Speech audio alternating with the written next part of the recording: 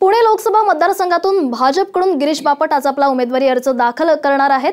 उमेदवारी अर्ज दाखल करण्याआधी गिरीश बापट यांनी कसबा गणपतीचं दर्शन घेतलं आणि तिथूनच गिरीश बापट यांच्या रॅलीला सुरुवात झाली आहे। या रॅलीत चंद्रकांत पाटील देखील उपस्थित होते। दरम्यान काँग्रेसकडूनही लोकसभा उमेदवारावर अखेर शिक्कामोर्तब करण्यात आलेला आहे। पुणे लोकसभा मतदारसंघासाठी काँग्रेसकडून माजी आमदार मोहन जोशी यांना अखेर उमेदवारी देण्यात आलेली आहे। याआधी पुण्यातून कोणाला उमेदवारी दिली जाते याबाबत गेल्या अनेक दिवसांपासून चर्चा सुरू होती। अखेर मोहन जोशी यांच्या नावावर शिक्कामोर्तब झाले।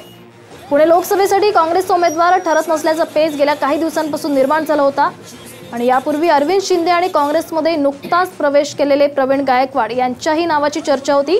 दरम्यान मोहन जोशी यांना काँग्रेसकडून उमेदवारी जाहीर झाली आहे। त्यामुळे आता त्यांचा सामना भाजपचे उमेदवार गिरीश बापट यांच्याशी होणार असल्याचं स्पष्ट झालंय।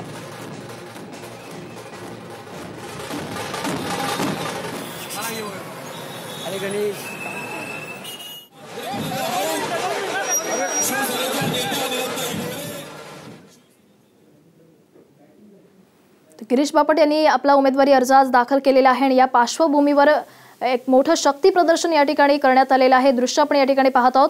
रॅली काढण्यात आलेली आहे आणि यात त्यांच्यासोबत चंद्रकांत पाटील देखील सहभागी झाले होते।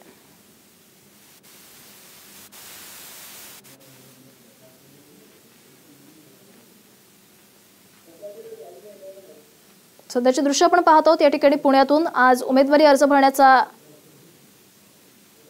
शेवटचा दिवस आहे आणि आज अनेक नेते मंडळी आपला अर्ज दाखल करत आहेत। दरम्यान पुण्यातून भाजपकडून गिरीश बापट यांना उमेदवारी देण्यात आलेली आहे आणि त्यांनी या ठिकाणी आपला अर्ज दाखल केलाय।